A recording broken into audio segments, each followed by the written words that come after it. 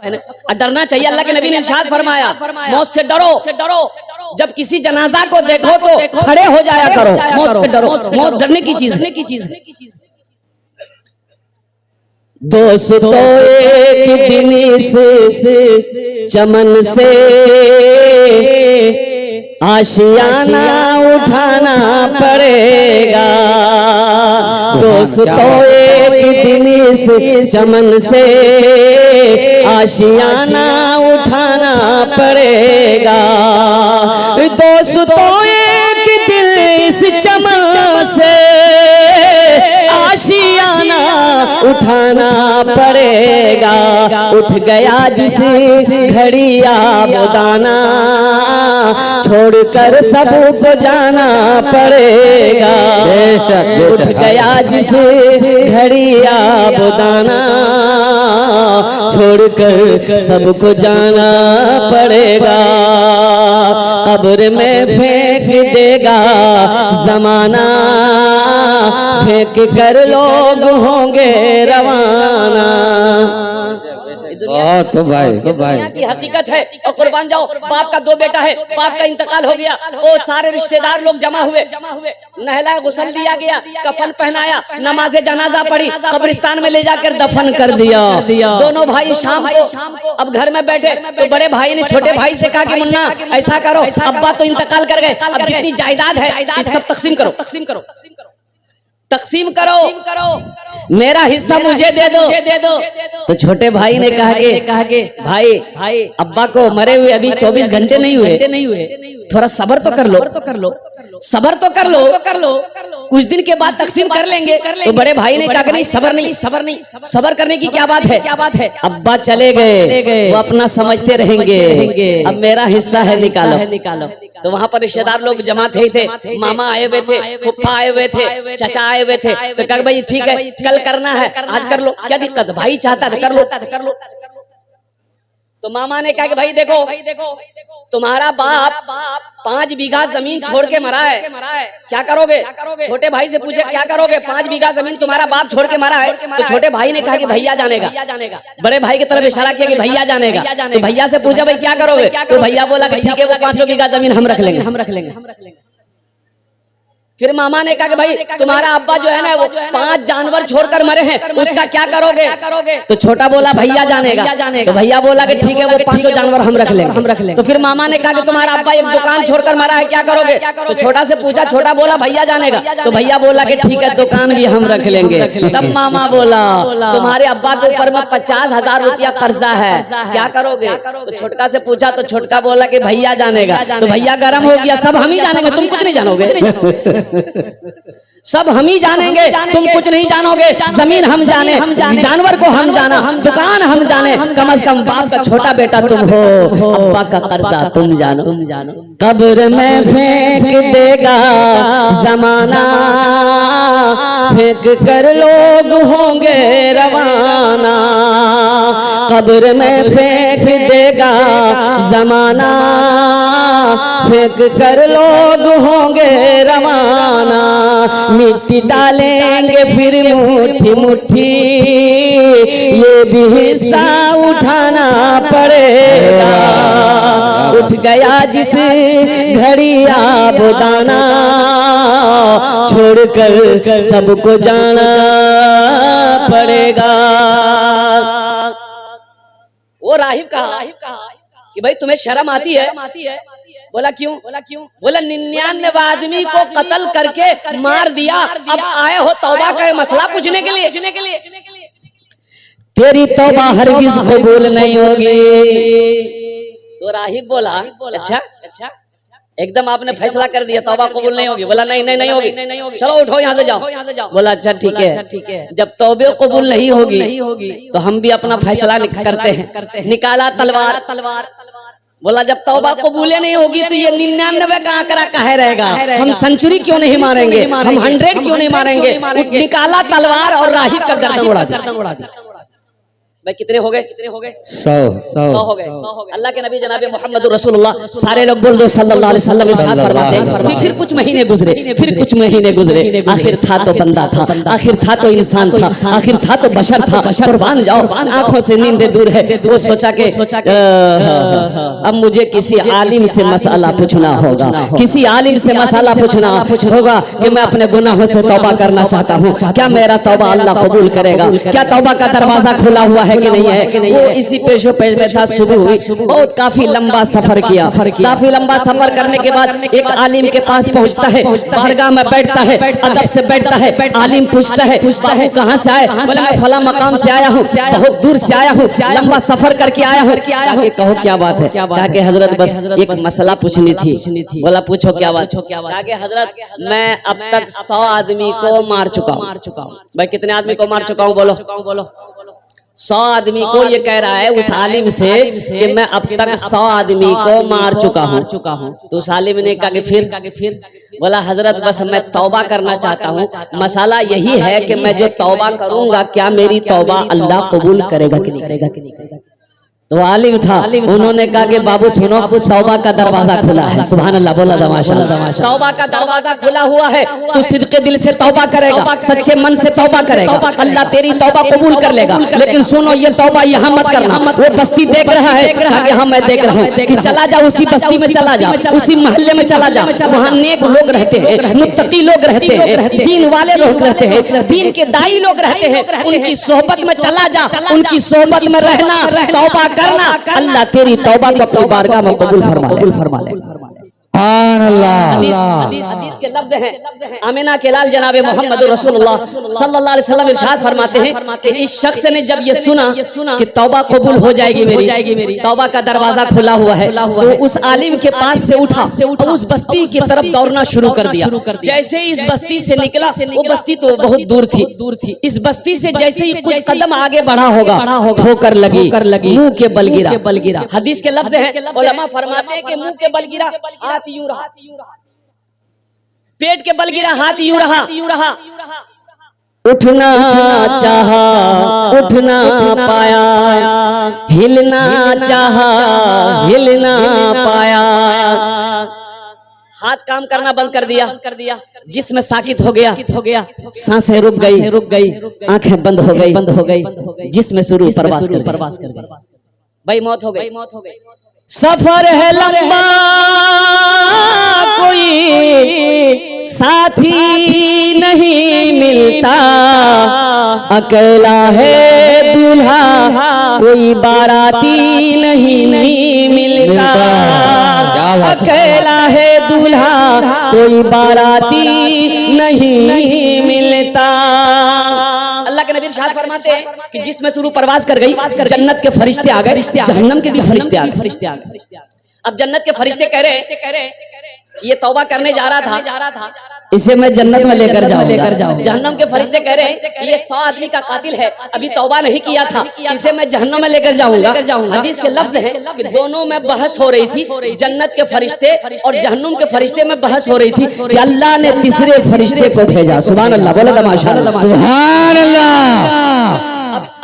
अब ये शख्स जन्नत में गया कि जहन्नुम में गया, मैं लास्ट में बताने की कोशिश करूंगा। इंशाल्लाह सुन के उठेंगे तो इंशाल्लाह सुन के उठेंगे मेरे भाई माशाल्लाह अल्हम्दुलिल्लाह। अभी मैं गा रहा था तो एक हजरत ने कहा कि हजरत आप भोजपुरी पढ़ते हैं तो थोड़ा सा भोजपुरी भी पढ़ दीजिएगा। अब पता नहीं आप लोग भोजपुरी समझते हैं कि नहीं समझते? माशाल्लाह हमारे हजरत लोग यहाँ पर तशरीफ फरमा। अच्छा इंशाल्लाह वो तो मैं बाद में सुनाने की कोशिश करूंगा, अभी तो पहले कुछ गुफ्तगू सुन लीजिए। तो मेरे भाइयों, अल्लाह के नबी सल्लल्लाहु अलैहि वसल्लम ने इरशाद फरमाया वो बनी इस्राइल का जमाने का 100 आदमी का कातिल जहन्नम में दाखिल हुआ, जन्नत में दाखिल हुआ। मैं लास्ट में बताने की कोशिश करूंगा। ज़हन को हाजिर करो। एक मालिक को गुस्सा आया, नौकर पर गुस्सा आया। भाई गुस्सा करना क्या है? बोलो गुस्सा करना क्या है? हराम है। गुस्सा करना हराम है।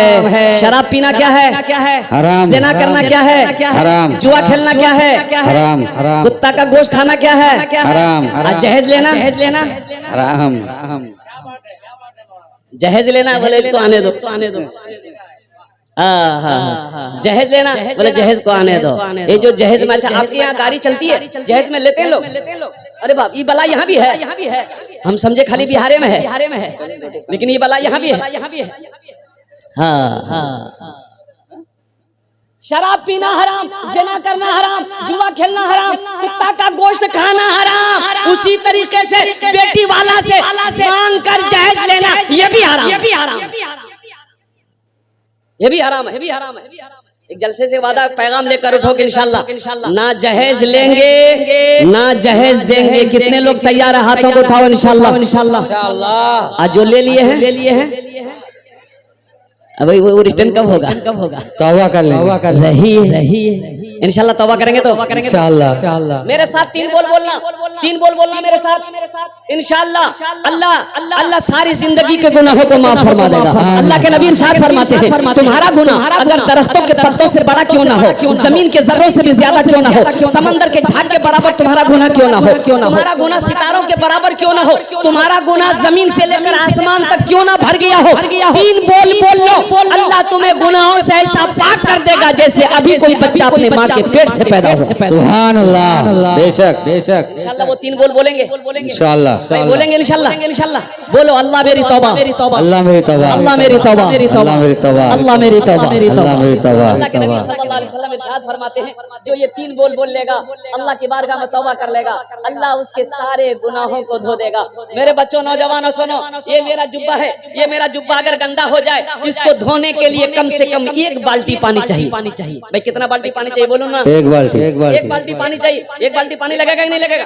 1 बाल्टी पानी चाहिए इस जुब्बा को धोने के लिए। लेकिन कुर्बान जाओ, हमारी सारी जिंदगी के गुनाहों को धोने के लिए मेरा रब कहता है, मेरा बंदा तुम्हारी सारी जिंदगी के गुनाहों को हम धो देंगे, मिटा देंगे, बस सिर्फ आंसू का एक कतरा बहा दो। सुभान अल्लाह। बेशक आंसू का एक कतरा बहा दो, निकाल दो, हम तुम्हें गुनाहों से ऐसा पाक कर देंगे जैसे अभी कोई बच्चा अपने माँ के पेट से पैदा हो। इंशाल्लाह तौबा करके उठेंगे यहाँ से इंशाल्लाह। इस जलसे से कुछ लेकर जाओ। अल्लाह अकबर कबीरा, कुर्बान जाओ। देखिए सबसे बड़ी बात, बड़ी चीज है अमल की बात। तकरीर सुनना बहादुरी है, लेकिन इससे बड़ी बहादुरी ये है कि आप अमल करो, उलमा की बातों को सुनो तो अमल करो। अमल की नीयत से बैठोगे तो इंशाल्लाह ये बात अच्छी लगेगी, ये बात दिलों के अंदर में उतरेगी। जहेज के ऊपर मैं भी गुफ्तगू जी। अब मेरा मौजू वो नहीं है। मेरा मौजू इसलिए कि इन्ना नहनु नज़्ज़लना ज़िक्र व इन्ना लहु लहाफ़िज़ून, ये मैंने तिलावत किया है। इस मौजू पर मुझे तकरीर करनी है, लेकिन जहेज की बात आ गई है। अगर आपकी इजाजत हो तो कुछ रोशनी डाल दूं जहेज के ऊपर में। भाई डाल दूं? डालिए। थोड़ा सा रोशनी माँ बाप के बारे में डालिएगा। एक बात याद रखना मेरे नौजवानों, थोड़ा माँ बाप के बारे में। माँ बाप इंशाल्लाह, माँ बाप के ऊपर में भी एक बात याद रखना नौजवानों, किसी की दौलत से कोई दौलत वाला आज तक नहीं बना। सास ससुर से, अपने ससुर से 5 लाख रुपए तुम ले लिए जहेज में, क्या तुम पैसा वाला हो जाओगे? ये पैसा रुकेगा? अरे हराम का पैसा कभी रुका ही नहीं है जो रुकेगा। वो जिस रास्ते से आएगा उसी रास्ते से चला जाए। हराम के पैसे से कोई मालदार नहीं बना है। ए नौजवानों सुनो, अरे किसी के पैसे पे नजर क्यों रखते हो? अरे कोई मोटरसाइकिल देगा जब भी हम चलाएंगे। अल्लाह ने बाजुओं में मेरी ताकत दिया है। इंशाअल्लाह नबी के सुन्नत के मुताबिक निकाह करो, जहेज मत मांगो। इंशाअल्लाह तुम्हारे तकदीर में अगर अल्लाह ने दौलत लिख दिया है, तुम मिट्टी को छुओगे, मेरा अल्लाह उसे सोना बना देगा। सुभान अल्लाह। बेशक। ईमान को तो पहले मजबूत करो, अपने ईमान को तो मजबूत करो। लेकिन आलम क्या हो गया है, अल्लाह अकबर कबीरा। अच्छा एक बीमारी हमारे बच्चों के अंदर में, नौजवानों के अंदर में एक बीमारी और भी है, और वो बीमारी ये है कि सबको हैंडसम लड़की चाहिए। भाई हैंडसम ही सबको हैंडसम लड़की चाहिए। अच्छा काली लड़की से कोई ब्याह करने को तैयार नहीं। आखिर क्यों भाई? भाई लड़की काली है तो क्या उससे ब्याह नहीं करना चाहिए? क्या किताब में मना है क्या? मेरे बच्चों, नौजवानों, सिर्फ सूरत को ना देखो, सीरत को भी देखो। अल्लाह के नबी ने 4 बातें फरमाई है निकाह के लिए। अल्लाह के नबी ने इरशाद फरमाया, कि कोई हसब और नसब को देखता है, खानदान को देखता है, कोई हुस्न जमाल को देखता है, खूबसूरती देखता है, कोई माल देखता है कि कितना माल मिलेगा, कोठी वाली है कि नहीं है, दुकानदार की बेटी है कि नहीं है। और सुनो, कोई दीनदारी देखता है, तुम दीनदारी को तरजीह देना। अल्लाह के नबी इरशाद फरमाते हैं, तुम दीनदारी को तरजीह देना। जिस घर में दीनदारी हो उस घर में रिश्ता कर लेना। जिस लड़के के अंदर में दीनदारी हो उसे अपना दामाद बना लेना। जिस लड़की के अंदर में दीनदारी हो उसे अपना बहू बना ले। एक लड़का ऐसे ही बहुत फोटो देखता था। अभी तो ये जमाना आज हमारे अकाबिरीन यहाँ बैठे हुए हैं। एक वो जमाना था जब लड़के की शादी की बात घर में छिड़ जाती थी तो लड़का शर्म से पानी हो जाता था, माँ बाप के सामने जल्दी नहीं आता। बोले बात सही है कि नहीं? लड़का शर्म कि भाई मेरी शादी की बातचीत चल रही, हम कैसे माँ बाप के सामने जाएंगे। और अभी का जमाना देख लिया, लड़का मोबाइल में लड़की का फोटो लेकर घूम रहा, अम्मा से कहता है कि इसी फुचकी से हम ब्याह करेंगे। अब्बा से बोल देना यही मेरी पसंद है, यही मेरी लैला है, अगर इससे शादी नहीं हुई तो बस समझ लो हम घर छोड़ के भाग गए। क्यों आए थे इस दुनिया में, क्यों आए थे इस दुनिया में, जाना है मालूम नहीं। क्यों आए थे इस दुनिया में, जाना है मालूम नहीं। सामाने सफर सब ठीक करो, कब होगा सफर मालूम नहीं। आए थे इस दुनिया में, जाना है मालूम नहीं। इस घर को बेहतर बनाए हो, जिस घर में रहना है 2 दिन, इस घर को बेहतर बनाए हो, जिस घर में रहना है 2 दिन, जिस घर में हमेशा रहना है, कैसा होगा वो घर मालूम नहीं। क्यों आए थे इस दुनिया में, जाना है मालूम नहीं। सुनो बहुत जहाँ दीनदारी हो वहाँ रिश्ता करो, इसलिए कि दीनदार लड़की से निकाह करोगे, अल्लाह उस बच्ची के वो बच्ची अपना कदम को तेरे घर में रखेगी, अल्लाह उसके कदम के सदके में तुफैल में अल्लाह तेरे घर को जन्नत बना देगा। सुभान अल्लाह। जहाँ दीनदारी हो, लड़की का बाप नमाजी हो, लड़की की माँ नमाजी हो, अल्लाह अकबर कबीरा, उस घर के अंदर में दीनदारी हो, उस घर को उस रिश्ते को सबसे पहले तरजीह दो। ये हम नहीं कहते, इमामुल अंबिया सैयदुल मुरसलीन जनाब मोहम्मदुर रसूलुल्लाह सल्लल्लाहु अलैहि वसल्लम दीनदारी को तरजीह दो।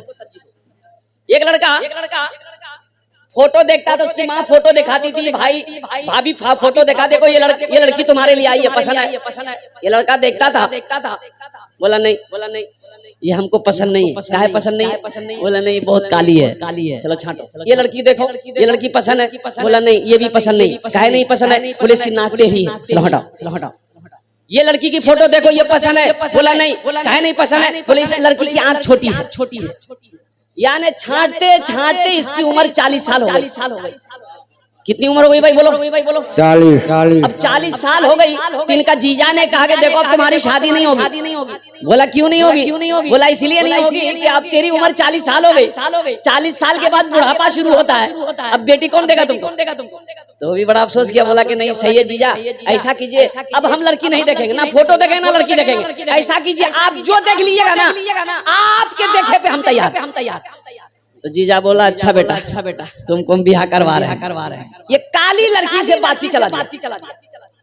बात फाइनल, बारात गई, निकाह करके बीवी को लाया। अब जब रात में कमरे में गया बीवी के पास तो बीवी घूंघट उठाई तो बीवी को देखा ना, वो लड़का वहीं बेहोश हो गया। तो उसकी बीवी सोची कि लगता कोई बीमारी है का ये लड़का को, ये तो कोई बातें नहीं किया, पहले बेहोश हो गया। तो पानी का गिलास उठाई, पानी का छींटा चेहरे पे मारी, बोली अरे आपको कोई बीमारी है क्या? तो नौजवान आग बोला बीमारी नहीं है, जल्दी बोलो नहीं तो फिर बेहोश हो जाएंगे। तो लड़की बोली कि हम यहाँ नई नवेली आई है, हम नई यहाँ आए हैं, हम यहाँ किसी को नहीं जानते हैं, ना किसी को पहचानते हैं। एक बात पूछनी थी। शौहर बोला जल्दी पूछो। तो बीवी बोली कि ये बता दिए यहाँ पर हम किससे पर्दा करें, किससे पर्दा नहीं करें। तो लड़का बोला कि सुनो, तुम किसी से पर्दा करो या ना करो, लेकिन हमसे जरूर पर्दा करना। फिर लड़का बेहोश हो गया। फिर लड़का बेहोश हो गया। नौजवानों सिर्फ सूरत पे ना जाओ, सीरत पे भी जाओ। हजरत फातिमा तो ज़हरा रज़ी अल्लाह ताला अन्हा, कुर्बान जाइए, 15 साल की उम्र है। अच्छा, हजरत फातिमा तो ज़हरा के पैगाम हजरत अबू बकर सिद्दीक ने भी दिया। हजरत उमर फारूक भी अपना पैगाम लेकर आए और मक्के के अमीर लोग पैगाम लेकर आए। अल्लाह के नबी ने मना फरमा दिया, फातिमा अभी छोटी है और कुर्बान जाइए। हजरत अली बकरी चरा रहे थे। बकरी चराना नबी की सुन्नत है। सुभान अल्लाह बोले दमाश। सुभान अल्लाह। बकरी चराना नबी की सुन्नत है। सुन लो, चराना बोल रहे हम, चुराना नहीं बोल रहे हैं। बकरी चराना नबी की सुन्नत है। हजरत अली बकरी चरा रहे थे। उधर से आए हजरत अबू बकर सिद्दीक ने कहा कि अली जा, मुस्तफा कायनात बैठे हुए हैं, फातिमा का निकाह का पैगाम की बातें चल रही है, तू भी अपना पैगाम दे दे। तो हजरत अली ने कहा कि आप लोगों का क्या हुआ? बोला नहीं, हम लोगों की बात कबूल नहीं हुई, शायद तेरी बात कबूल हो जाए। तो हजरत अली ने कहा कि जब आप लोगों की बात कबूल नहीं हुई तो मेरी क्या हैसियत है, मैं तो एक गुलाम हूँ। कहा कि जा तो सही। तो हजरत अली गए, बैठे। तो अल्लाह के नबी सल्लल्लाहु अलैहि वसल्लम ने इरशाद फरमाया, नजर उठाई, निगाह उठाई, गाली क्या बात है? कहा कि या रसूल अल्लाह पैगाम।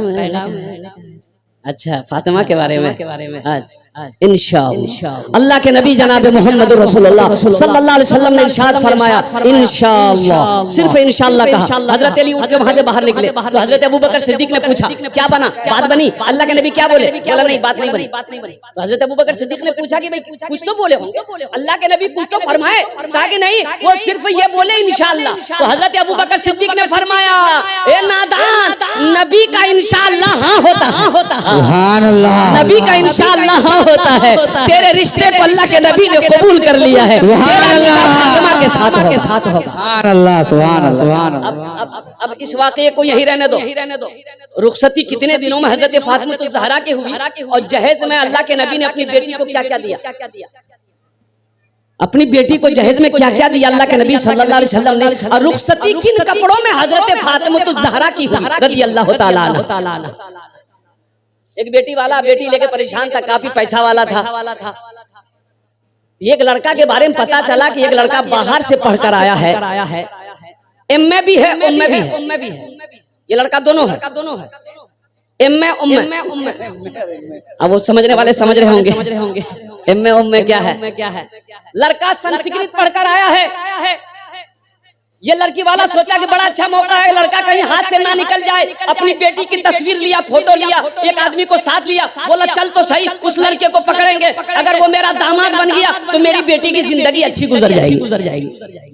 बेटी की तस्वीर लिया, एक आदमी को साथ लिया, लड़के वाले के घर पहुंचा, जाके सलाम किया, बैठा। लड़के के बाप से कहा कि भाई मुझे पता चला कि आपका इकलौता बेटा है, मेरी भी इकलौती बेटी है, मेरे पास दौलत की कमी नहीं है, आप जो मांगोगे वो देंगे, क्या आप मेरे यहाँ रिश्ता करोगे? तो लड़के का बाप बोला कि भाई आपकी लड़की को देखेंगे तब फिर कोई जवाब दे पाएंगे। बोला बस देख लीजिए मेरी लड़की को। फोटो निकाला, बोला देखिए। तो लड़का का बाप फोटो देखा तो लड़की खूबसूरत थी, पसंद आ गया। बोला बच्ची तो बहुत अच्छी है, मुझे पसंद है, मेरे बेटे को देखा। तो उसके बेटे को दिखाया, बेटे ने भी पसंद कर लिया। लड़की वाला बड़ा खुश हो गया, चलो बात हो गई, पसंद आ गई। अब सोचा कि चलो जब तैयार हो ही गया है तो कुछ लेन देन की बात कर ले, क्या लेगा क्या नहीं लेगा, क्या देना पड़ेगा क्या नहीं देना पड़ेगा। तो लड़के के बाप से बोला कि भाई आप क्या लोगे जहेज में? बोला कि भाई हमको कुछ नहीं चाहिए, ये लड़का सामने बैठा है, लड़के से पूछ लो, जो लेना होगा वो बोल देगा। ये लड़का संस्कृत पढ़कर आया था। क्या पढ़कर आया था? बोले तो अल्हम्दुलिल्लाह। लड़का सामने बैठा है, लड़की वाला ने पूछा कि बेटा क्या लेगा? टाइटन की घड़ी लेगा कि सोनाटा घड़ी लेगा? कौन सी घड़ी लेगा? जल्दी बोल। तो लड़का बोला ना। बोला की बोलो भाई ना बोल रहा ना, हाँ बोल रहा है। तो उसके साथ में जो था बोला कि संस्कृत में बोल रहा है। फिर पूछो। तो फिर पूछा कि बेटा क्या लेगा? वॉशिंग मशीन लेगा? Washing machine. तो लड़का बोला ना। बोला भाई क्या बोल रहा है? ना बोल रहा है कि हाँ बोल रहा है। बोला फिर पूछो। तो बेटा क्या लेगा? फ्रिज लेगा? तो लड़का बोला ना। तो लड़की वाला को गुस्सा आया, बोला खुल के बोलो क्या लेगा, मेरी समझ में नहीं आ रही है ना, खुल के बोलो। तो लड़का बोला या रहिए किसी भी हाल में चर्चा न कीजिए, रहिए किसी भी हाल में चर्चा न कीजिए, खुद को किसी के सामने, खुद को किसी के सामने रुसवा न कीजिए, सुभान अल्लाह, किसी भी हाल में चर्चा न कीजिए, अरे घर में जरूर लाइए बेटी गरीब की, सुभान अल्लाह, घर में जरूर लाइए। गरीब का मकाम क्या समझोगे? मेरे नौजवानों, गरीब का मकाम सुनो। इमामुल अंबिया सल्लल्लाहु अलैहि वसल्लम इरशाद फरमाते हैं कि मालदारों से गरीब लोग 500 साल पहले जन्नत में जाएगा। सुभान अल्लाह, सुभान अल्लाह, सुभान अल्लाह। 500 साल मालदारों से पहले जन्नत में जाने वाला गरीब होगा, गरीब होगा। अल्लाह तौफीक दे तो सिर्फ पैसे वालों की तरफ ना देखो, गरीबों को भी देख लिया करो, गरीब की बेटी को भी देख लिया करो, यतीम बच्चियों को भी देख लिया करो। तुम क्या समझते हो जहेज के लालच में गरीब बच्चियों को छोड़ दोगे, यतीम बच्चियों को छोड़ दोगे, वो उनकी उम्रें ढल जाएगी, रात में तड़पते तड़पते उसकी रात गुजरेगी, तुम क्या समझोगे कि तुम जन्नत में चले जाओगे? दीन सिर्फ नमाज पढ़ लेने का नाम दीन नहीं है, दीन सिर्फ रोजा रख लेने का नाम दीन नहीं है, दीन सिर्फ हज कर लेने का नाम दीन नहीं है। दीन तो ये कहता है या अय्युहल्लज़ीना आमनू दुखुलू फिस्सिल्म काफ़ा, ईमान वालों इस्लाम में पूरे के पूरे दाखिल हो जा। एक अल्लाह के नबी की प्यारी हदीस सुनो। अल्लाह के नबी सल्लल्लाहु अलैहि वसल्लम इरशाद फरमाते हैं वो मोमिन नहीं, वो मोमिन नहीं, वो मोमिन नहीं, 3 बार फरमाया। कितने बार फरमाया? बोलो 3 बार। सहाबा ने पूछा या रसूलल्लाह कौन मोमिन नहीं है? तो अल्लाह के नबी ने इरशाद फरमाया वो मोमिन नहीं जो खुद पेट भरकर खाना खाए, उसका पड़ोसी भूखा सो रहे। बेशक उसका पड़ोसी भूखा सो रहे, खुद पेट भरकर खाना खाया हो, शिकम शेर होकर खाना खाया हो, और उसे पता ही नहीं है कि मेरे घर के बगल में मेरा पड़ोसी गरीब है, यतीम बच्ची है, उसके घर में चूल्हा नहीं जला है, उसकी खबर गिरी नहीं किया। अल्लाह के नबी सल्लल्लाहु अलैहि वसल्लम इरशाद फरमाते हैं कि वो मोमिन नहीं। इंशाअल्लाह नबी के सुन्नत के मुताबिक निकाह करोगे मेरे नौजवानों, इंशाअल्लाह नबी के सुन्नत के मुताबिक निकाह करना है, अल्लाह इसमें बरकत अता फरमाएगा। घर में जरूर लाइए बेटी गरीब की, लेकिन किसी गरीब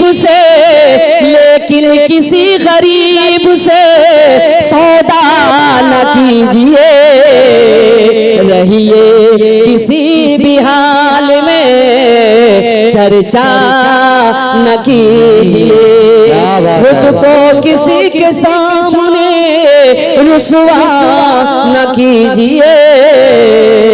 और आखिरी शेर है, अगर आपकी इजाजत हो तो सुना दूं जी इंशाअल्लाह। भाई सुनेंगे इंशाअल्लाह, सुनेंगे इंशाअल्लाह। किसी की जमीन दबाना मत, जमीन का अजाब बड़ा सख्त अजाब है, जमीन का अजाब बड़ा सख्त अजाब है। किसी की भी जमीन दबाने की कोशिश मत करना, नियत मत करना, सारे अमाल बेकार हो जाएंगे। नमाज रखी रह जाएगी, रोजा रखा रह जाएगा, हज रखा रह जाएगा।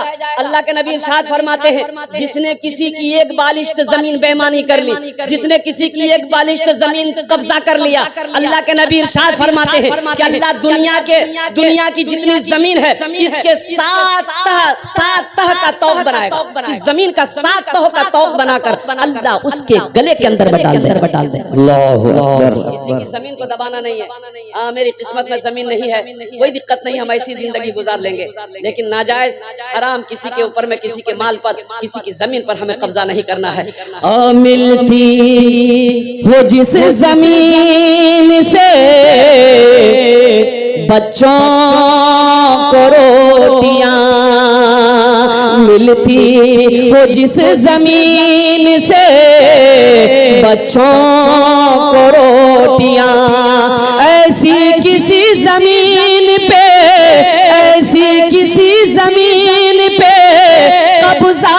न कीजिए, रहिए किसी भी हाल में चर्चा न कीजिए। जहेज के ऊपर बात आई, एक पैगाम जहेज के लिए मैं अपने बच्चों को, नौजवानों को सुना दिया। इंशाल्लाह अमल करोगे मेरे बच्चों, हाथ उठाओ, इंशाल्लाह अमल करेंगे, जहेज मांगकर नहीं लेंगे।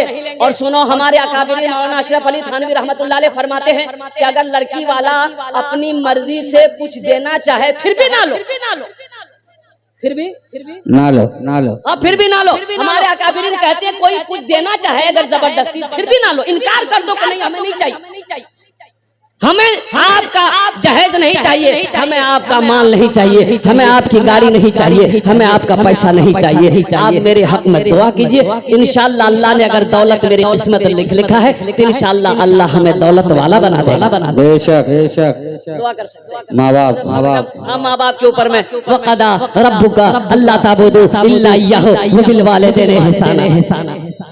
इम्मा यबलुगन्ना इंदकल किबरा अहदुहुमा औ किलाहुमा फला तकुल लहुमा उफ़्फियु वला तनहरहुमा व कुल लहुमा कौलन करीमा वख़्फ़िज़ लहुमा जनाह ज़ुल्ली मिनर रहमति व क़ुर रब्बि रहमहुमा कमा रब्बियानी सग़ीरा। सुभान अल्लाह, बोलो कमा सुभान अल्लाह। सूरह बनी इस्राइल पारा नंबर 15 रुकू नंबर 2, इसकी तिलावत करो, कुरान पढ़ो नौजवानों, कुरान पढ़ो। अरे मौलाना वली रहमतुल्लाह अलैह खान का मुंगेर, ये उड़ीसा के सरजमीन पे जलसा था, 6 साल हुए, 6 साल पहले 50,000 का मजमा था।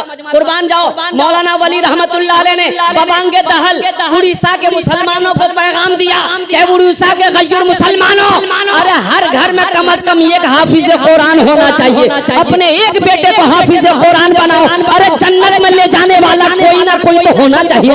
बेशक बेशक जन्नत में ले जाने वाला कोई तो कोई ना होना चाहिए।